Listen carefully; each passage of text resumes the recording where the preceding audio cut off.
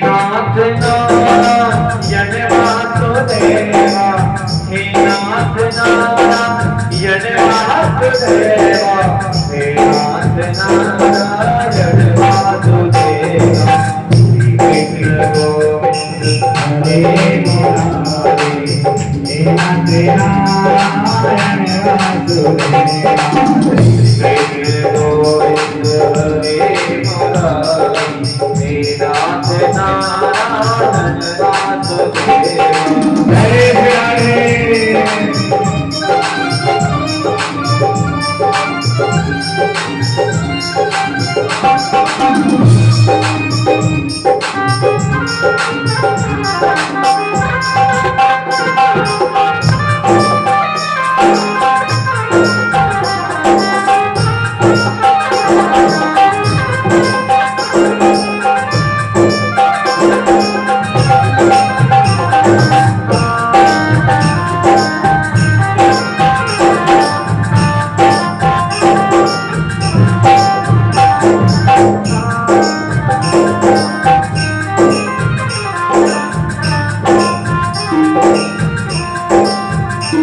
गोपाल राधे गोविंद गोविंद गोपाल राधे कृष्ण गोविंद गोविंद गोपाल राधे गोविंद गोविंद गोपाल राधे कृष्ण गोविंद गोविंद राधे गोविंद गोविंद राधे गोविंद गोविंद राधे गोविंद गोविंद राधे गोविंद गोविंद राधे गोविंद गोविंद राधे गोविंद गोविंद राधे गोविंद गोविंद राधे गोविंद गोविंद हे गोपाल राधे कृष्ण गोविंद गोविंद हे गोपाल राधे कृष्ण गोविंद गोविंद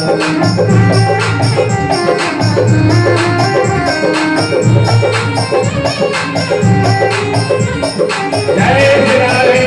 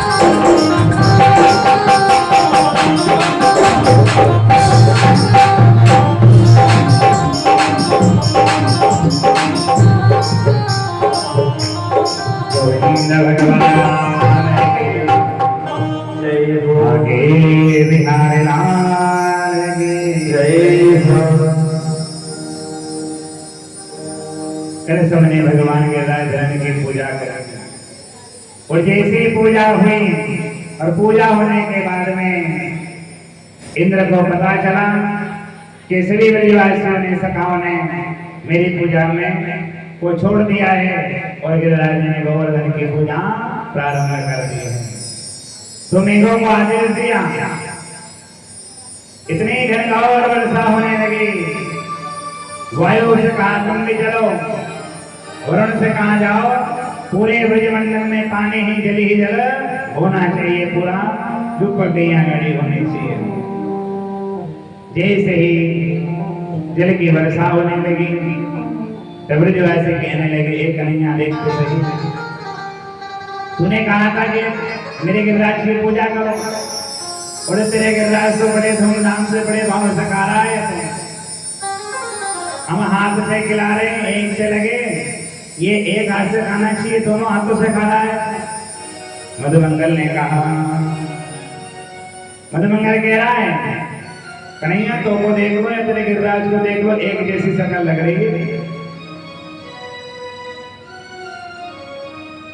एक प्रभावे एक गवावे, दोनों हाथ से एक हाथ से ले रहे दूसरा से पा रहे हैं।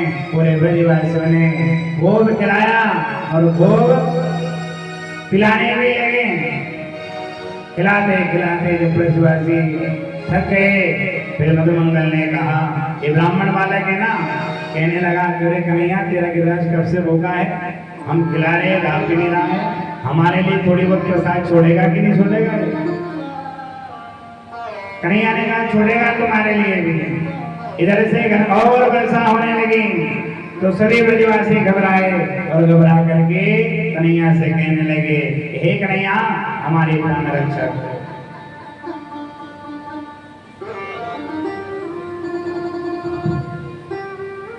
भैया थोड़ी आवाज कम कर दो।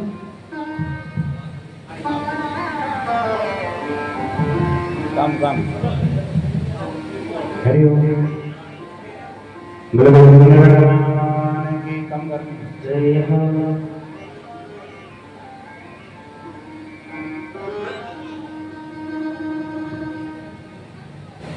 घनघोर वर्षा हुई। सही ब्रजवासी मेरे कन्हैया ने गिरिराज को अपने चेती अंगली के ऊपर धारण करा। देखिए भगवान से भक्त दूर थे, भगवान से भक्त दूर थे, तो इंद्र ने वर्षा कराई तो सभी ब्रजवासी कन्हैया के पास में आकर के खड़े हो गए। फिर कन्हैया ने कहा कि आज मेरी शरण में नहीं, मैं भी गिरिराज की शरण में जा रहा हूँ। जैसे ही चेटी अंगली के ऊपर गिरिराज को धारण किया तो सभी ब्रजवासियों से कहा, गोविंद भगवान की जय हो। गिरिराज धन प्रभु तो मेरी शरण, गिरिराज धन प्रभु तो मेरी शरण, गिरिराज धन प्रभु तो मेरी शरण, गिरिराज धन प्रभु तो मेरी शरण।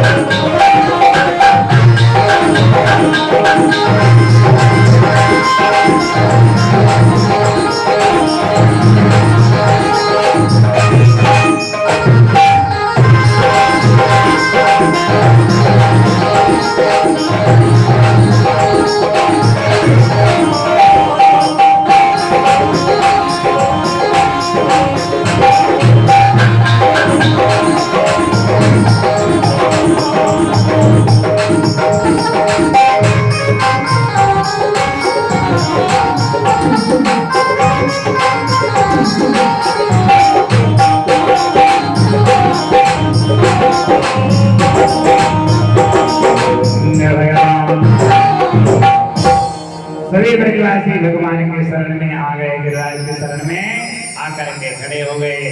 फिर सबने विचार किया कि छोटा सा कन्हैया है, ये गिरवर गिर जाएगा ना।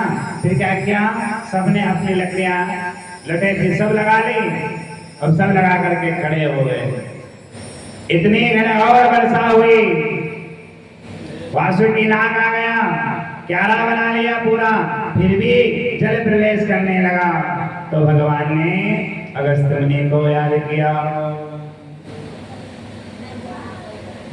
अगस्त्य जी को याद क्या किया कि पहले का संकल्प था। एक बार माता जानकी ने कहा कि स्वामी मुझे ऐसा ब्राह्मण चाहिए, अयोध्या में कोई ऐसा ब्राह्मण नहीं है, आते ही नहीं है कि मैं उन्हें भोजन कराऊं। राम जी ने कहा देवी ब्राह्मण को भोजन कराना अपने बस की बात नहीं, मैं भोजन कराऊंगी। ऐसा ब्राह्मण देखो, देखना आप कि जो खूब खाए और मैं मेरे मन से उनको वो लगाऊं, खूब पाए वो। तो एक दिन का समय अगस्त्य मुनि जा रहे थे, रास्ते से निकल के राम जी ने कहा महाराज जी आपका निमंत्रण है कल हमारे यहाँ। अगस्त्य मुनि ने कह दिया ठीक। दूसरे दिन अगस्त्य मुनि आ गए, बड़े चौका लगाया, व्यवस्था करी, भोजन बनने की तैयारी हुई और इधर अगस्त्य मुनि का आसन लगा दिया भोजन करने के लिए। थाली आई सज करके, अगस्त्य मुनि ने देखा भगवान श्री राम की तरफ, तो भगवान ने कि अभी चलने दो आपका, अभी अपना काम भोजन पाओ। ऐसे भोजन करा रही है माता जानकी, मां सीता ने बड़े भाव से भोजन कराया। एक दिन तो पूरा दिन भोजन चले रहा है, बंद नहीं है। 1 2 3 दिन हो गए, माता जानकी थक गई, आए जाए परसगारी करती रही, अकेली भोजन बना रही है, थक गई। तो श्री राम को आवाज लगाई कि स्वामी देवी ब्राह्मण को चाहिए थे ना, आपको ज्यादा खाने वाले ब्राह्मण लगाओ, भोजन बनाओ, आप हमारे कुछ मदद करोगे। भगवान ने पहले ही मना कर दिया कि मैंने पहले ही मना किया था कि ब्राह्मण को भोजन नहीं कराएंगे। फिर रिद्धि सिद्धि आ गई। ऐसे चलते चलते बराबर 9 दिन हो गए भोजन होते हुए। माता जानकी बाहर आई, हाथ जोड़ करके कहने लगी कि आपका भोजन थोड़ा बहुत हो गया हो तो अभी जलपान कर लेना। अगस्त्य मुनि ने कहा अभी तो हमारा आधा भोजन नहीं हुआ। माता जानकी और घबराई। ऐसे करते करते 18 दिन तक वो भोजन चला। फिर थक करके भगवान श्री राम के चरणों में गई, जा करके कह रही स्वामी अब मुझे भोजन नहीं बन रहा है मुझसे। भगवान ने इशारा कर हो गई अब मन की। अगस्त्य मुनि हाथ धोने लगे। प्रभु श्री राम ने कहा देवी ब्राह्मण देवता के हाथ धुलाना है और हाथ धुलाने के बाद में वो जल पिएंगे। तो माता जानकी ने अंदर से ही बोल दिया कि मैंने भोजन करा दिया है, अब उन्हें मैं जल नहीं पिला सकती हूँ। 18 दिन भोजन किया और 18 दिन ही अगर इन्होंने जल पिया तो मेरी तो कमर टूट जाएगी, मुझे जल नहीं पिलाना है।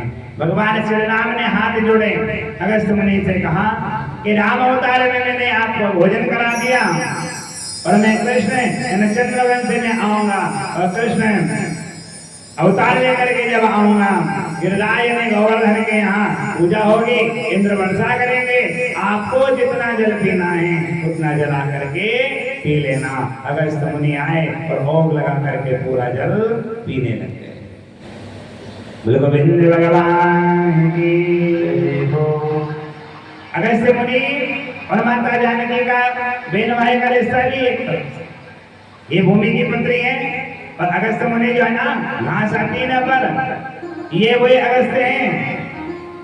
इन दोनों का समेड़ा बताया गया है। तभी जब भी तिनका उठाती थी लंका में पहुंच गई थी ना, वही तिनके की बदौलत बताती थी, बार बार एक ही कहती थी ये तिनका है, इस तिनके से मुझे दुलार है, तो मेरे ससुर ने मुझे तिनके में बांध रखा है और तिनके से भी मुझे प्रेम है। गोविंद भगवान की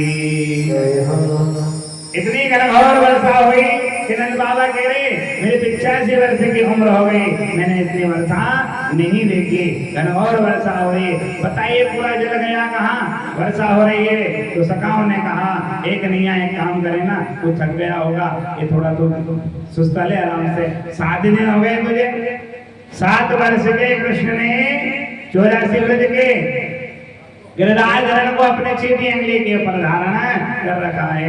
तो सबने कहा तू थक गया होगा, तू सोचता होगा तूने पूतना मारी, तूने सत्तासुर मारा, ऐसे बड़े बड़े राक्षसों को तूने मारा।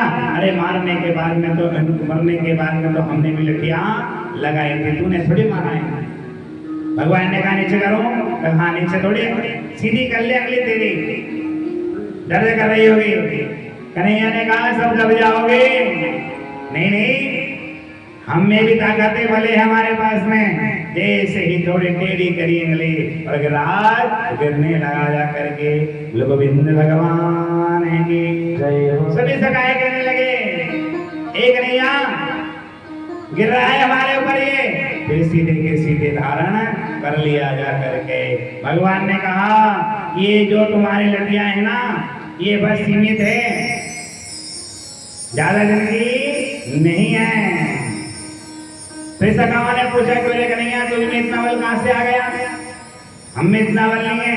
तो भगवान ने कहा कि कुछ महाकर्ण को बल बढ़ियो, कुछ गोपियन करे सहाय, श्री राधो जी की कृपा से मैंने गिरवर लीन उठा।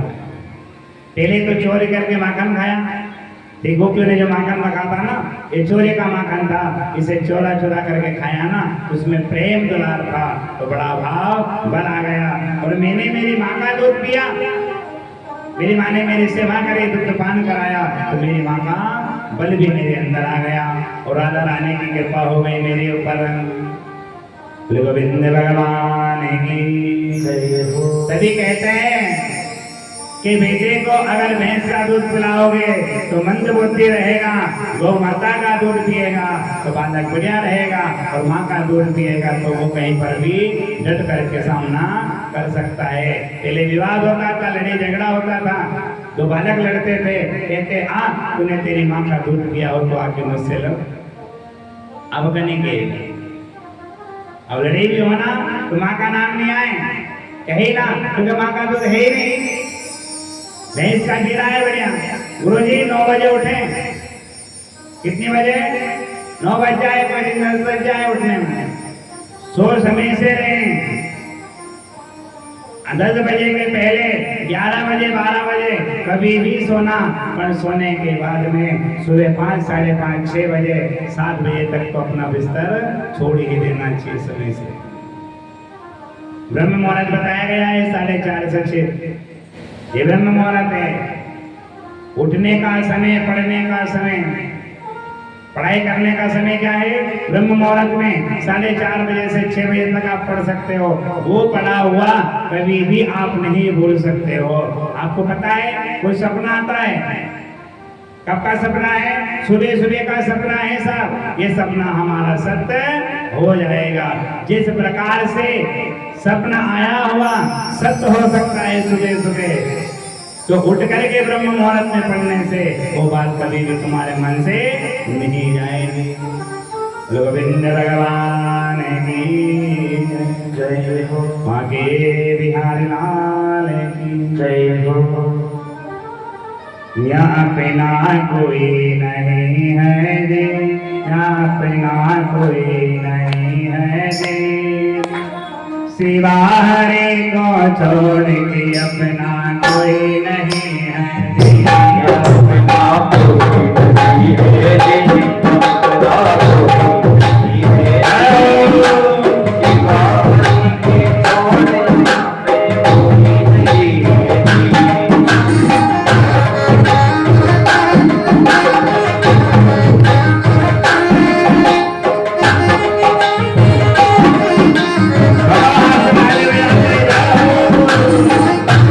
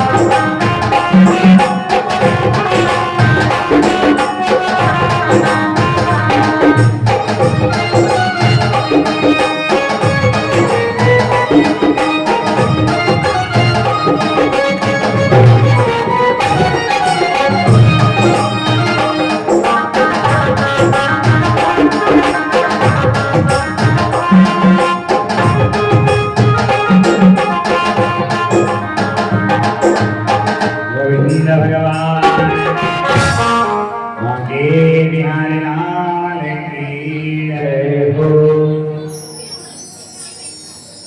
भक्त हमारे पगड़े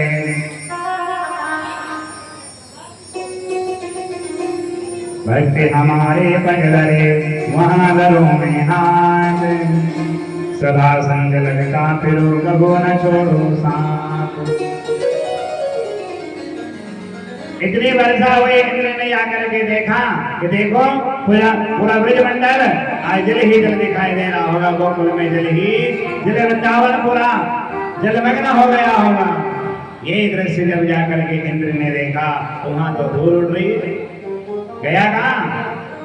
जाकर के भगवान के चरणों में गिर गए और चरणों में जाकर के भगवान की स्तुति की, भगवान को प्रणाम किया तो भगवान ने इंद्र को माफ कर दिया। जाकर के जा इंद्र, मैंने तुझे माफ किया।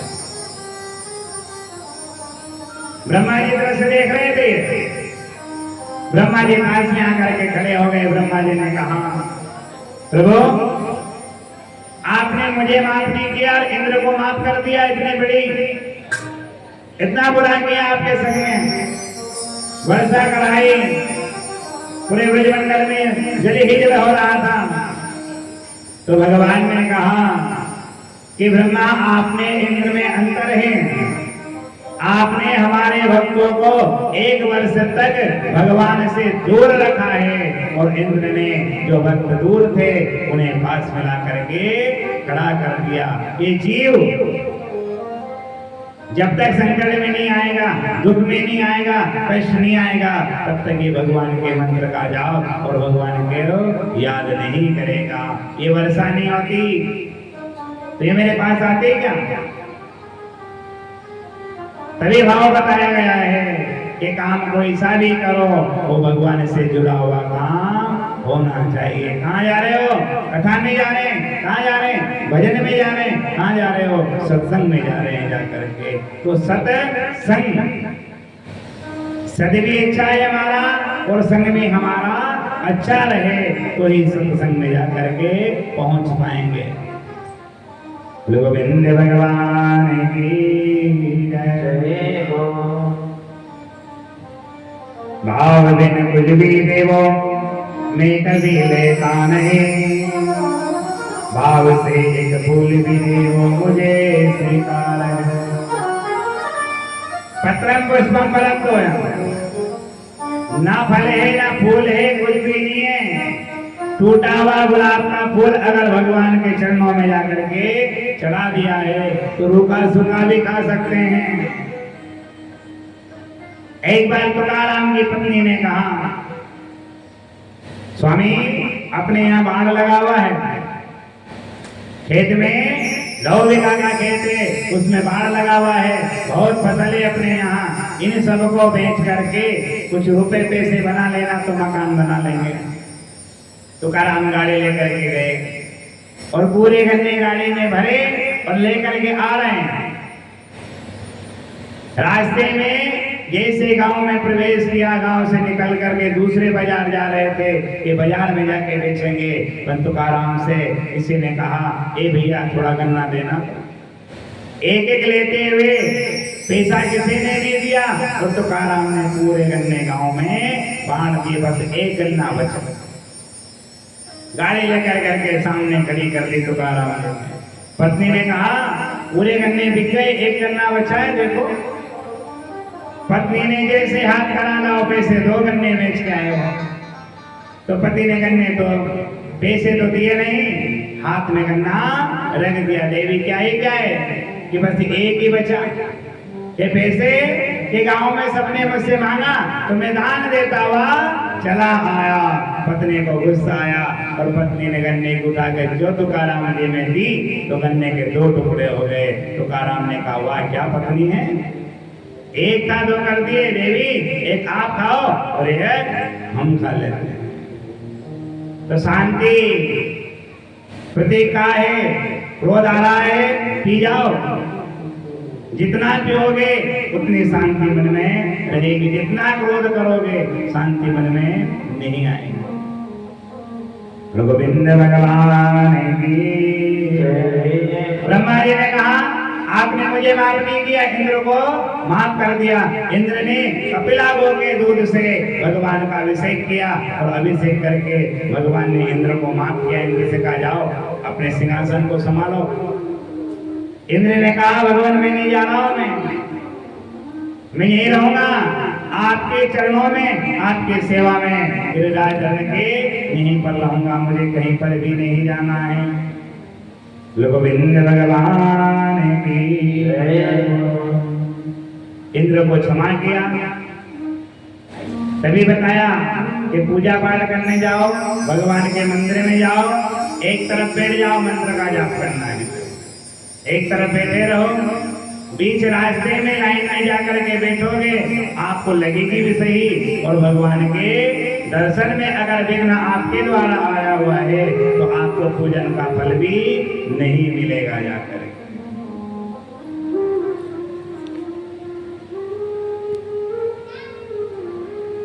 एक दिन भगवान गैया चराने के लिए गया गया, और जब गैया चराने के लिए गए तो सखाए बलराम भैया भी संग में गए। बलराम भैया ने कन्हैया का सिर अपनी गोद में रखा और गोद में रख करके पंखा यानी हवा कर रहे हैं। हवा चल रही है, नहीं हवा कर रहे, सेवा करते करते 2 घंटे हो गए, और 2 घंटे तक उनका हाथ बंद नहीं हुआ। कन्हैया की आंखें खुली तो कन्हैया ने कहा भैया आप मेरी सेवा कर रहे हो, रहने दो, अब हाथ दर्द कर रहा होगा आपका। बलराम भैया ने उन्हें डांट दिया। डांटा क्यों?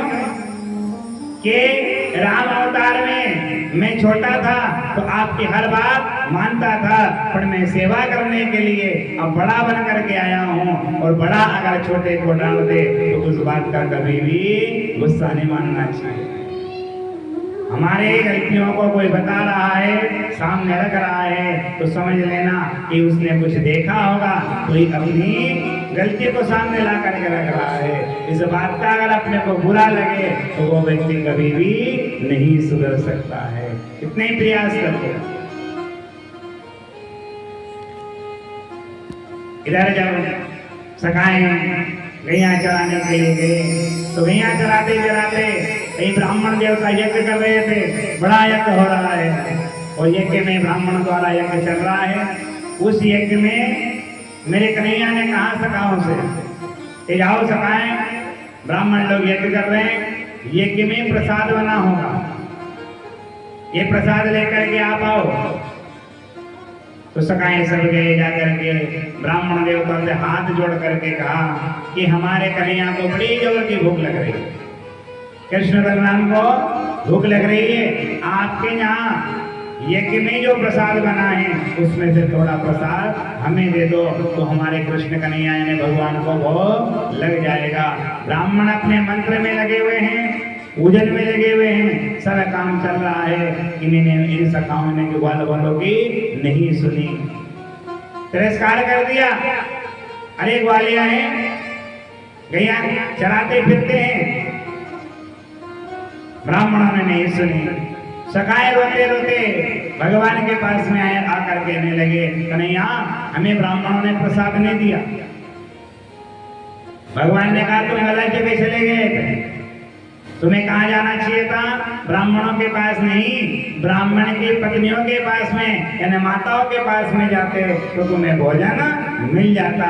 फिर गए और ब्राह्मण पत्नियों से जाकर के हाथ जोड़ करके कहा कि हमारे कन्हैया को बड़ी जोर की भूख लग रही है, आपके यहाँ कुछ बना हो सो हमें दे दो। ब्राह्मण पत्नियों ने बिठाया, जलपान कराया और बढ़िया बढ़िया पकवान बनाए और सुंदर पकवान बना करके उन सखाओं के संग में ब्राह्मण पत्नियां भी संग में चल दी, और जाकर के इस हाथ पे लिए भोजन की थाल, और घूंघट कितना लिया? एक हाथ का, एक हाथ का घूंघट लिया और इस हाथ में थाल रखी और सीधी जा रही है। ब्राह्मण देख रहे हैं कि हमारी पत्नियां जा कहाँ रही हैं। यज्ञ का विधान है कि हवन होते हुए में ना बोलना है। बोलने का तात्पर्य अगर आप स्वाकार छोड़ रहे हो और आप बोल रहे हो तो आपके मुख से जो लाल निकल रही है ना वो सीधी यज्ञ के ऊपर जाएगी। कुछ कह नहीं सकते, बोल नहीं सकते हैं। फिर स्वाहा चल रहा है, ब्राह्मण पत्नियां चली गई और जाकर के कन्हैया को गोद में बिठाया और सभी ब्राह्मण पत्नियों ने भगवान को भोग लगाया, सभी सखाओं ने भोग पाया। अब ब्राह्मण पत्नियां कह रही है कि कन्हैया अब हम घर जाएंगी, हमारे पति हमें मारेंगे, डांटेंगे, फटकारेंगे। भगवान ने कहा कि तुम्हारे पति तुम्हें डांटेंगे नहीं, तुम्हें फटकारेंगे नहीं, तुम्हारी सेवा करेंगे, सत्कार करेंगे, सम्मान करेंगे तुम्हारा। जब ब्राह्मण पत्नियां जाकर के पहुंची कि हम तो ऐसे रह गए, चावल फेंकने में लगे हुए हैं, इतनी हवन छोड़ दिया, इतना घी छोड़ दिया हमने, इतनी पूजा पाठ करा दी, इतना कुछ करा दिया। भाव तो वही है कि आपने जाकर के भगवान के दर्शन कर लिए। जहाँ पर कृपा राम की होई, ता पर कृपा करे सब कोई। अरे आपके ऊपर भगवान की कृपा हो गई और हमारे ऊपर भगवान की कृपा नहीं हुई है।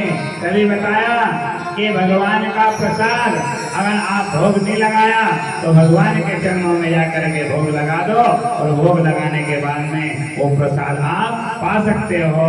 कहने का भाव ये है कि किस रूप में, किस समय, किस टाइम पे कौन आ जाए किसी को पता नहीं चलता। गुरु गोविंद भगवान की जय हो, बांके बिहार लाल की जय हो।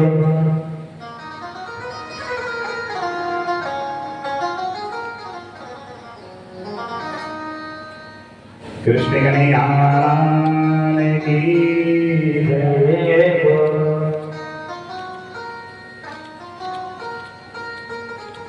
ओ मैं तो वृंदावन को जाऊं मनवे, नहीं माने मेरो मनवा। मैं तो वृंदावन को जाऊं मनवे, नहीं माने मेरो मनवा। वृंदावन को जाऊं मनवे, नहीं माने मेरो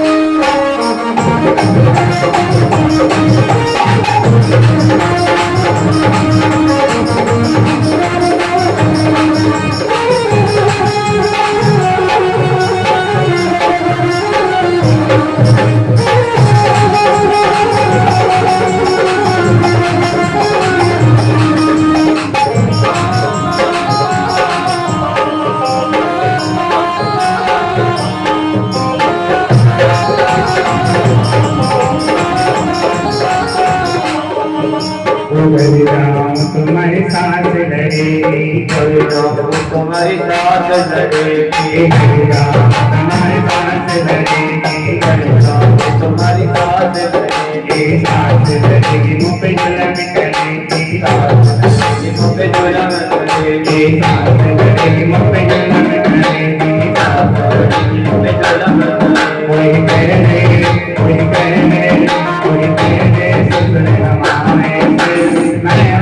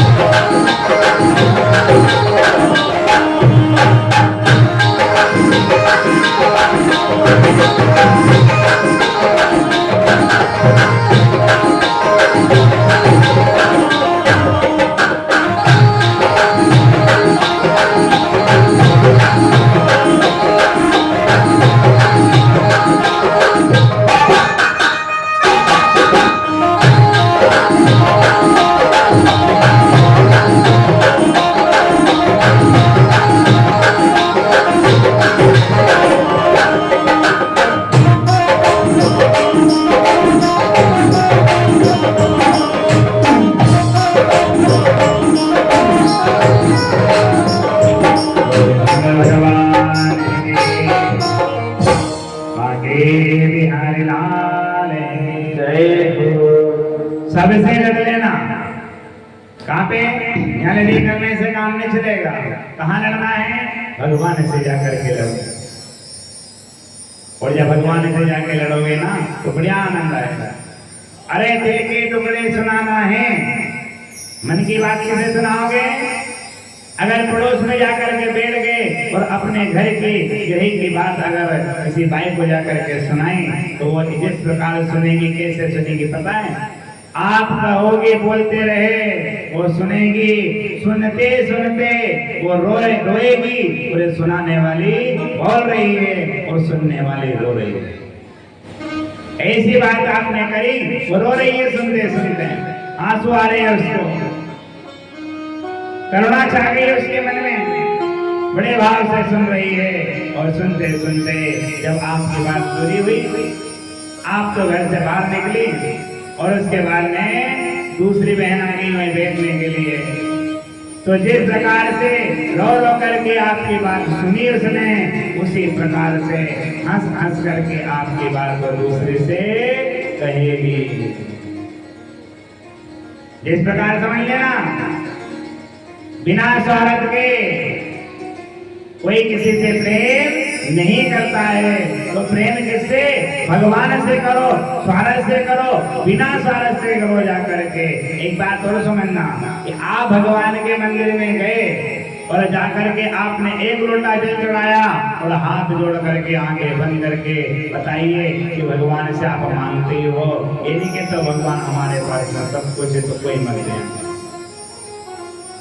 एक लोटे का भी ले लिया ना, बट कुछ ना कुछ मांगा है तो मांगने का भाव ये नहीं, लोटा चढ़ाया भगवान के ऊपर और हाथ जोड़े और हाथ जोड़ करके भगवान को प्रणाम कर लिया, तो आपका जो मांगना है वो सब सामने आपके पहले ही आगे मिल जाएगा, रास्ते में जाकर। गोविंद भगवान की जय। ज्ञान चर्चा आगे चलते हुए रास की बात है, तो रास क्या है? भगवान ने गोपियों के संग में रास रचाया। गो का अर्थ होता है इंद्रियां, पी का अर्थ होता है पीना। तो इंद्रियों का दमन कर लेना, इंद्रियों के ऊपर काबू पा लेना। 5 ज्ञान इंद्रिय, 5 कर्म इंद्रिय, अंतःकरण की शुद्धि, ये 10 इंद्रियां हैं, इनका दमन करना, इनके इशारे पे ना चलना। 4 बालक चोरी करने के लिए गए सुंदर बगीचे में। एक ने कहा नहीं चले, दूसरे ने कहा अंदर प्रवेश नहीं करें, तीसरा कह रहा है कि पकड़े गए तो चौथे ने कहा अपना कुछ भी नहीं होगा। चारों अंदर भरा गए और चारों अंदर जैसे पहुंचे ना तो माली ने पकड़ लिया। 3 भग गए, 1 बच गया और 1 बचा। उसको माली ने जैसे ही एक थाप लगाई गाय के ऊपर, पीठ के ऊपर, तो बालक ने कहा क्या कह रहा है? मैंने मना किया था ना मुझसे। क्या कह रहा है वो? मैंने तुझसे मना किया था। किससे? अरे पैर मैंने तुझसे मना किया था, हाथ मैंने तेरे हाथ बढ़ाने से मना किया था। और मन ने कहा इस चीज को तोड़ ले। सबने अपने अपने काम किए ना, पैर गया चले गए, हाथ ने तोड़ने का काम कहा, मन ने हाथ बढ़ाया, तोड़ लिया। मार किसके ऊपर पड़ी? पीठ के ऊपर, जिसका कोई काम नहीं। गलती कुछ भी नहीं है, गलती एक करे अब पूरा परिवार करे तो सबको भोगना पड़ता है जाकर के। ये बताया गया गोत्र। गोविंद भगवान की जय। भगवान ने सभी गोपियां, एक बार प्रभु श्री राम दंडक वन में जा रहे थे, माता सीता गई लक्ष्मण जी संग में जा रहे हैं। तो दंडक वन में रहने वाले संत महात्मा ने विचार किया कि क्यों ना हम भी भगवान के यहाँ गृह कार्य में चले। तो क्या बन करके चले? स्त्री बन करके चले, स्त्रियां बन करके आए। और एक मन में भाव और आया, जब भगवान वामन बन करके गए थे वामन बन करके वहां पर पहुंचे तो वहां दैत्य कन्याएं थी। उनने भी मन में विचार किया कि हम भी भगवान के गृह कार्य में जरूर काम आएंगे। गोविंद भगवान की भगवान ने जब मत्स्य यानी कि वराह का अवतार वरुण का अवतार लेकर के गए थे तो मत्स्य कन्याएं थी, उन सबने भी भगवान को देखा और देख करके मन में विचार किया कि हम भी भगवान के गृह कार्य में जरूर जाएंगे। इतने में हमारे 4 वेद हैं, 4 वेदों के मंत्र, इनमें 3 कांड बनाए गए हैं, एक ज्ञान कांड, उपासना कांड और एक कर्म कांड। 80,000 मंत्र है कर्म कांड के और 16,000 मंत्र है उपासना कांड के और भागवत में 18,000 श्लोक है। ये सब मिल करके सभी गोपियां बन करके भगवान के श्री सानिध्य में आ गए। शरद रात्रि की पूर्णिमा मेरे भगवान ने वीणा बजाई और ऐसे ही वाणी मुरली की तान सुनाई और मुरली की तान सुन करके सभी गोपियां विभोर हो गई। गोविंद भगवान की गोपियां दौड़ी दौड़ी आई और आकर के कन्हैया से क्या कह रही है?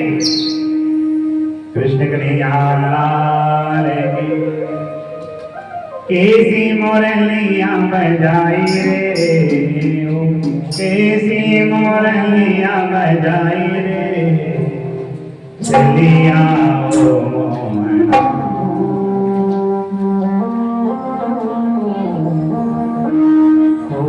कैसी मुरलियां बजाई रे, ओ चलिया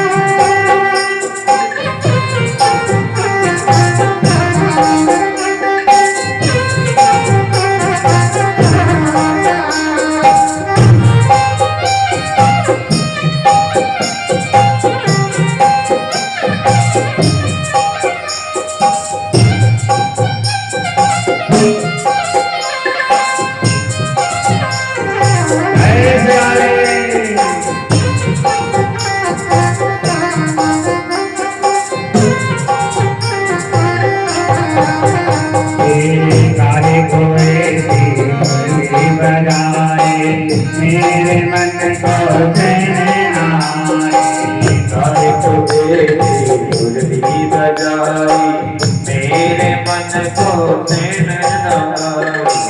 गाय को मुरली बजाए मेरे मन को चैन आए। गाय को मुरली बजाई मेरे मन को चैन आए।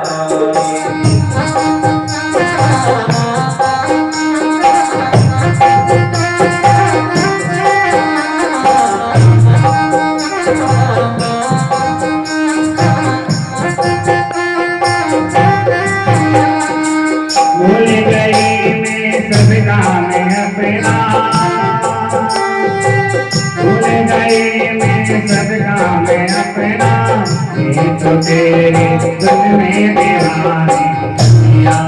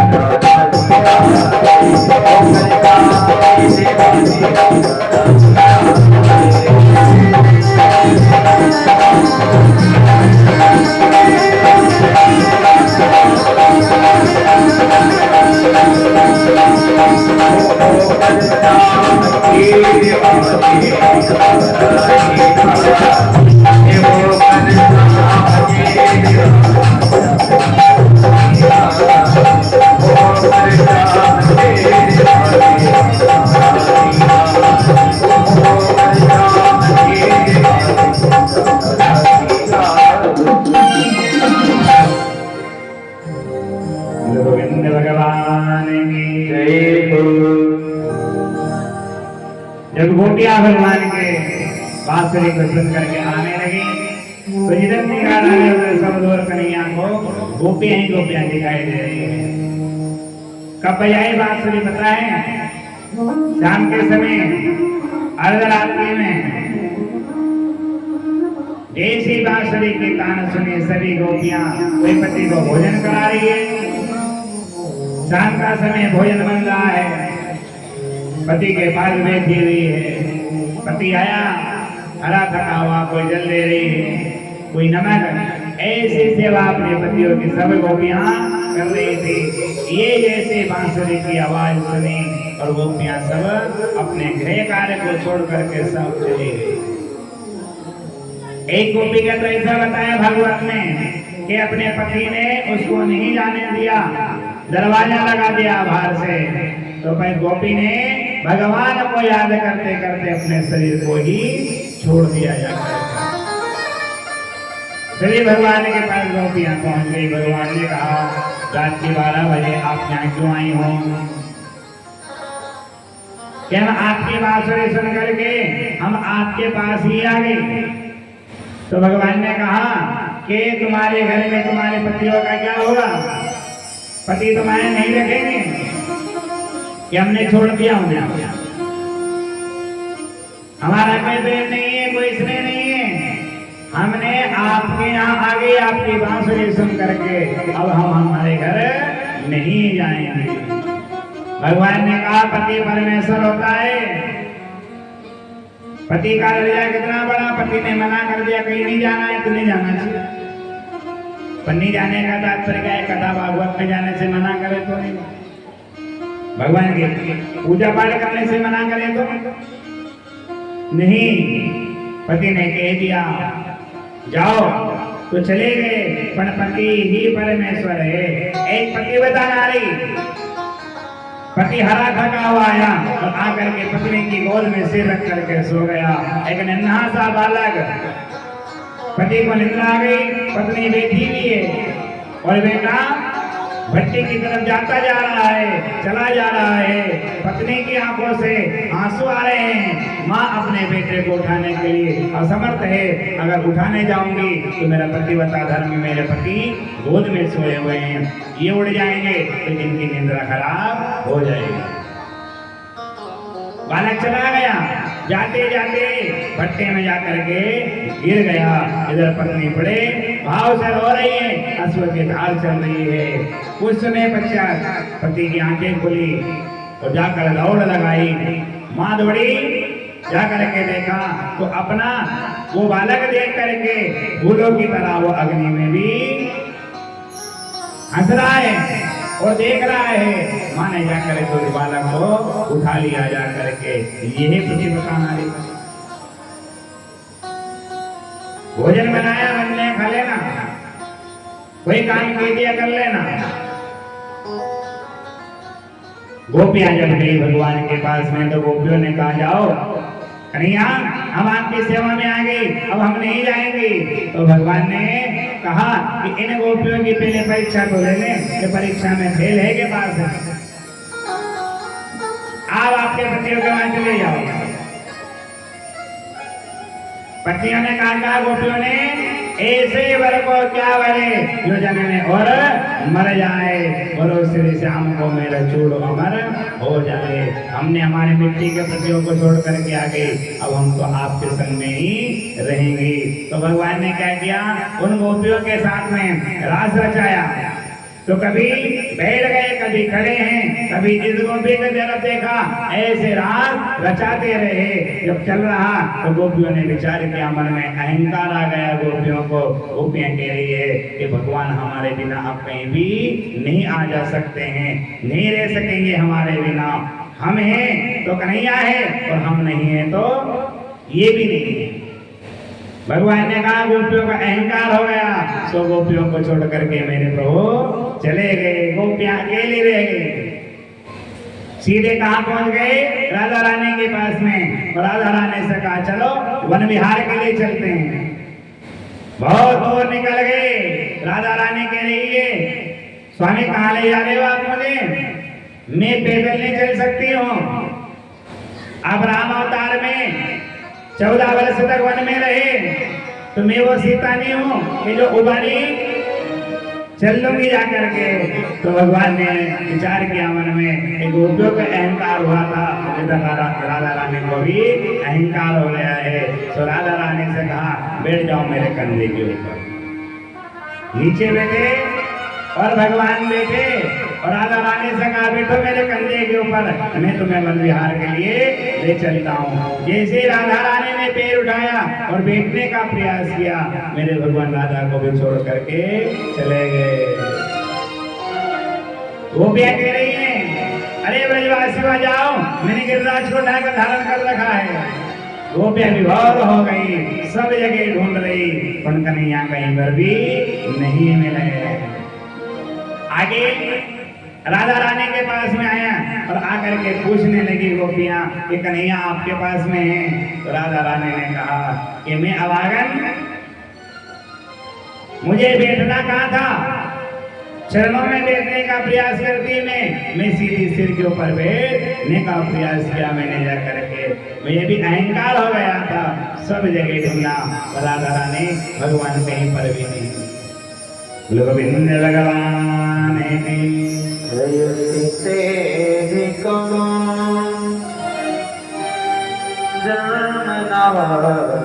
व्रजा श्रयत गेन्द्रिरा शाश्वत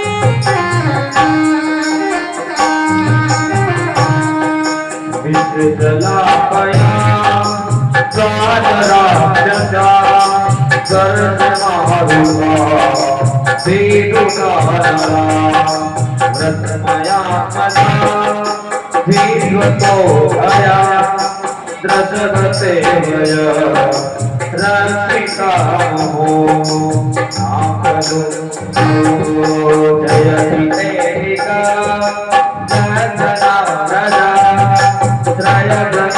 तेरा शाश्वत रही, शाश्वत रही, शाश्वत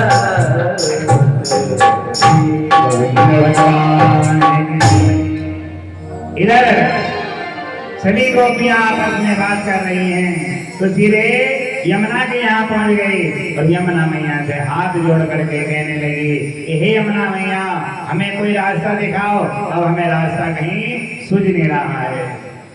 हमने भगवान को ऐसा समझ लिया कि हमारे संग में हैं, हम हैं तो भगवान हैं और भगवान हमारे बिना रह नहीं सकते। तो गोपियां यमुना के किनारे जाकर के खड़ी हो गई तो यमुना मैया के आवाज आकाशवाणी हुई, हे गोपियों, अगर आपने दुर्वासा जी को पेट भर के भोजन करा दिया तो आपके कन्हैया का पता आपको लग जाएगा। तो दुर्वासा जी सामने खड़े हैं। गोपियों से कहा, अरे गोपियों, हमें आप पेट भर के भोजन कराओ। तो गोपियों ने बढ़िया सुंदर सुंदर पकवान बनाए और भोग बना करके दुर्वासा जी को पेट भर के भोजन कराया। तो गोपियों से फिर दुर्वासा जी ने कहा कि यमुना से कहो कि हे यमुना मैया, दुर्वासा जी ने हमारे द्वारा दिया हुआ भोजन अगर प्राप्त नहीं किया हो तो हे यमुना मैया, तू हमें रास्ता दे दे। ये शब्द जब दुर्वासा जी ने बुलवाया तो गोपियां कह रही है कि हमने थाल भर भर के लाए, खूब खिलाया और ये भूखे के भूखे, तुम्हारा संदेह दूर हो जाएगा। ये शब्द जब सुना गोपियों ने कहा कि हे यमुना मैया, अगर दुर्वासा जी ने हमारे द्वारा दिया हुआ भोजन प्राप्त नहीं किया हो तो हे यमुना मैया, को हमें रास्ता दे दे। तो सीधा यमुना मैया ने रास्ता दे दिया। गोपियों की एक सीढ़ी जुड़ गई, आएगी अहंकार। दूसरे नंबर में उस पार पहुंच गए। फिर आकाशवाणी हुई कि कहो गोपियों कि भगवान ने हमारे साथ में रास नहीं रचाया हो, हमारे संग में ना रहे हो तो हे यमुना मैया, तू हमें रास्ता दे दे। फिर गोपियां कह रही है, अभी थोड़ी देर पहले तो रास रचा रहे थे हमारे साथ, कभी जल पिला रहे हैं, कभी हवा कर रहे हैं। ये दृश्य जब गोपियों ने देखा फिर कहा, हे यमुना मैया, अगर हमारे साथ में हमारे कन्हैया ने रास नहीं रचाया हो तो हे यमुना मैया, तू हमें रास्ता दे दे।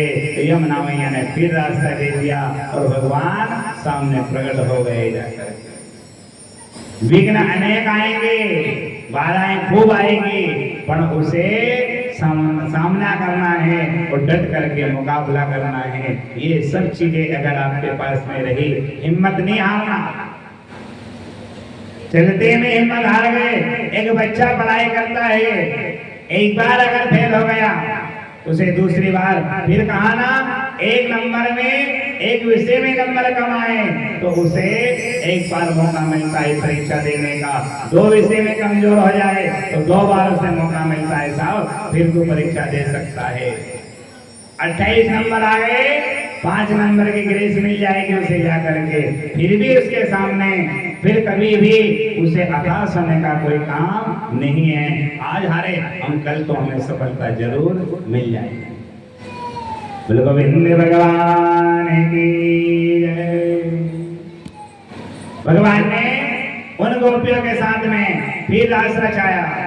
शरद रात्रि की पूर्णिमा 6 महीने का दिन रहा और 6 महीने की रात्रि रही, 1-2 दिन नहीं। और ये रास रचाने का तात्पर्य क्या था?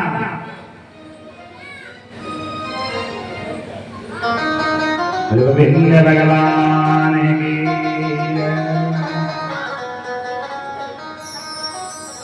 मागे सभी सखियां चली, कहा गई? आज वृंदावन में रास रचाया। गोविंद भगवान की जय हो।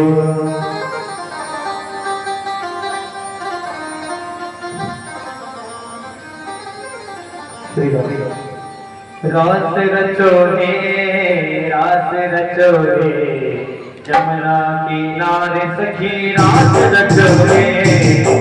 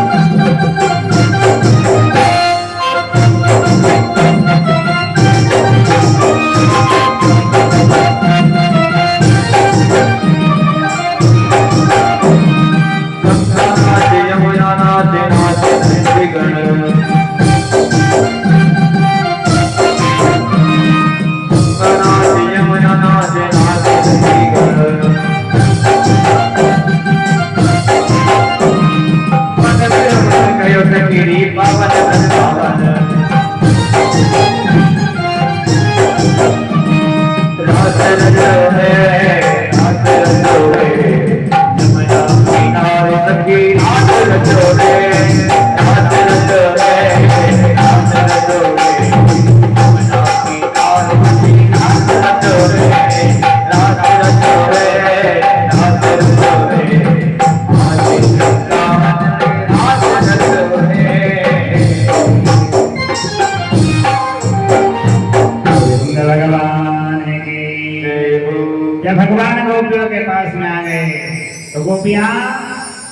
रही है कि भगवान कन्हैया हम ऐसे वैसे नहीं रो रही हैं कि आप हमें छोड़ करके चले गए। हम इसलिए रो रहे हैं कि हम आपके बिना एक मिनट एक क्षण भी नहीं रह सकते। जब आप राम अवतार में श्री राम बन करके आए थे तो आपके पिता भी आपको याद करते करते शरीर छोड़ दिया था। तो हम तो गोपियां हैं, हमने भी आपको याद किया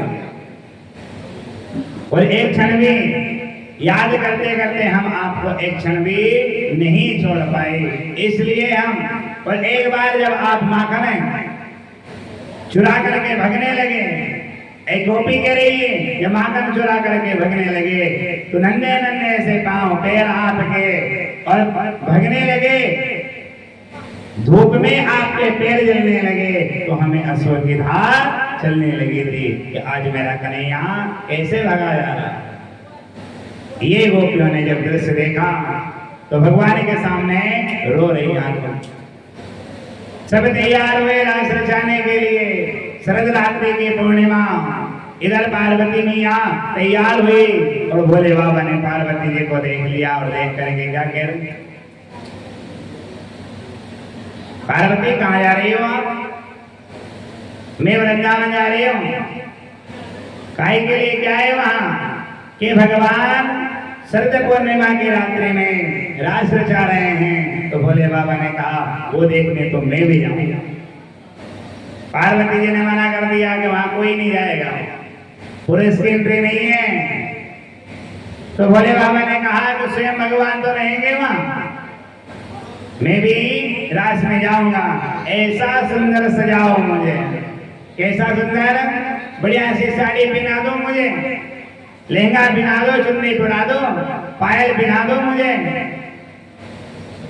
बिछुड़े भी पहना देना कोई देखे पैर में, और कान में झुमकी डाल देना। मैं सब मेरा श्रृंगार उतार दूंगा, सब मुझे अच्छी आप जैसी सजा देना।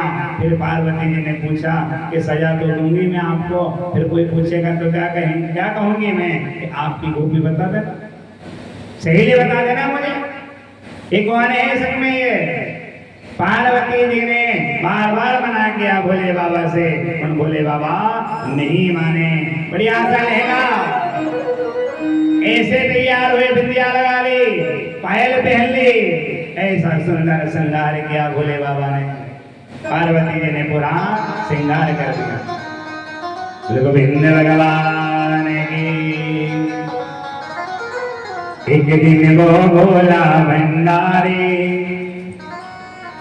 एक दिन वो बोला भंडारी, बनकर सुंदर रानी वृंदावन आ गए, वृंदावन आ गए।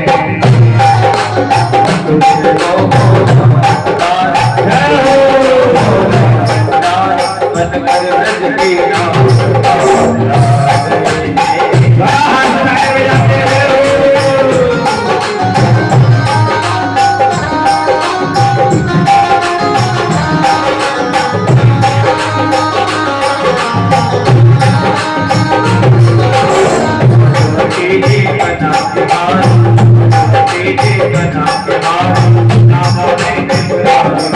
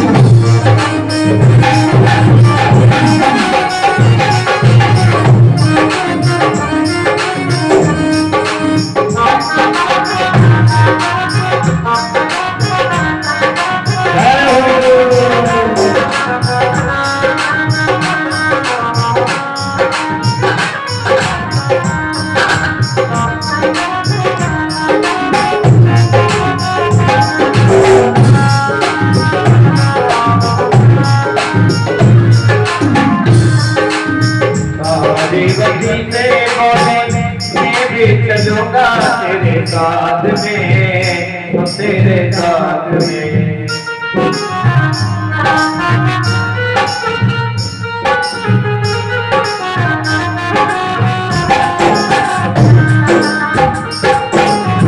राधा संगीता नाचे मैं भी नाचूंगा तेरे साथ में, तेरे साथ में।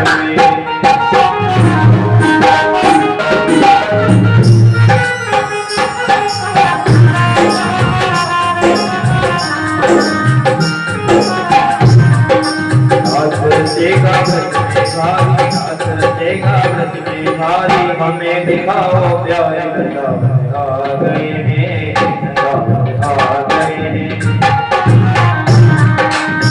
दिखाओ भोला भंडारी बनकर सुंदर नारी आ गए हैं, आ गए हैं।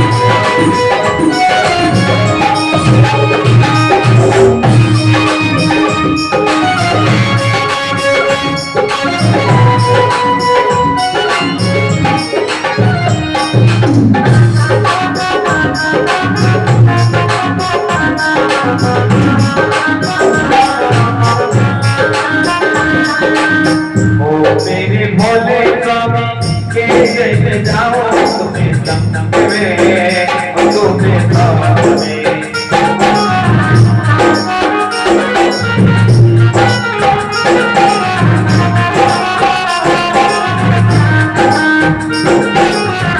मन के सिवा कोई नूर ना जाए साथ में, होए होए रात में।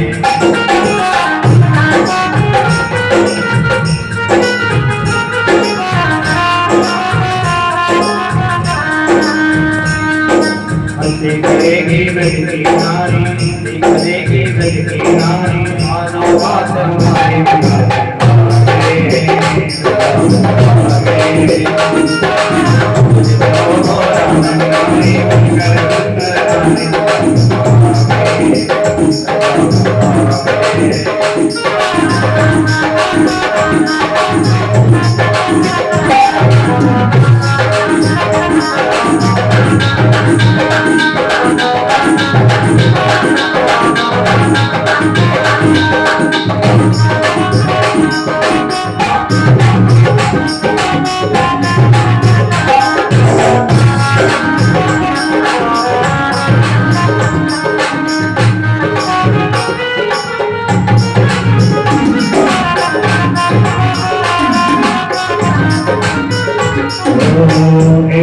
बजाए बंदे सुध बुध भोले भोलेनाथ भोलेनाथ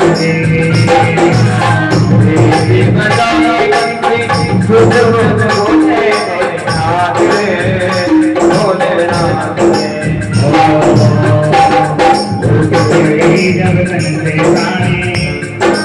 जब बंदे तक गई तारी गिरधारी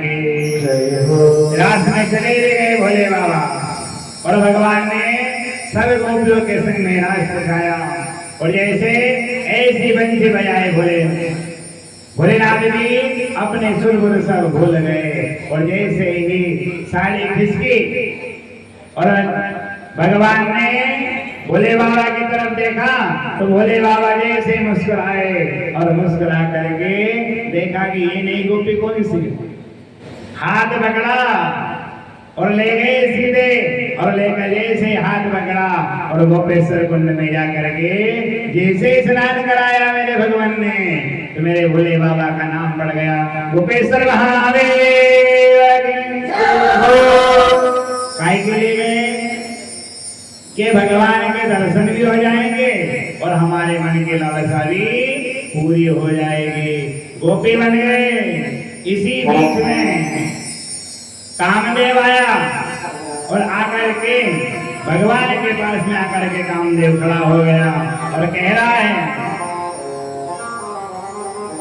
भगवान राम अवतार में आपके साथ में बस एक स्त्री मां सीता थी, उसके बाद में और कोई नहीं। रावण से कहा, मंदोदरी ने कहा आपको लाना ही था सीता को तो वैसे ही आते ना, कौन सा रूप बनाते, राम का रूप बना लेते, आपने संत का रूप बनाया, साधु का भेष बनाया। आप चाहते तो सीता माँ सीता को राम के रूप में लेके आ जाते, आपका रूप राम बना लेते। तो रावण ने कहा कि मैंने राम का रूप भी बना करके देख लिया, पर जब भी मैंने सीता की तरफ देखा तो मेरे भाव से सीता माँ के तुल्य में दिखाई दिए है। राम ने सीता को अपना माना, उसके बाद में सभी स्त्रियों को माँ के रूप में ही देखा है। तो राज की बात क्या है, जब कामदेव आया और आकर के ये है किलो का युद्ध, कहते ना वज्र का युद्ध है, ये जब देखा कामदेव आकर के ये सब प्रश्न कर रहा था तो मेरे भोले बाबा ने तीसरा नेत्र खोला और कामदेव को देखते देखते जला करके राख कर दिया जा करके। काम की पत्नी रो रही थी, रोती रोती भगवान से कह रही भोले बाबा से कि प्रभु आपने मेरे पति को जला करके राख कर दिया, अब मेरा क्या होगा, मेरा पति मुझे कब मिलेगा।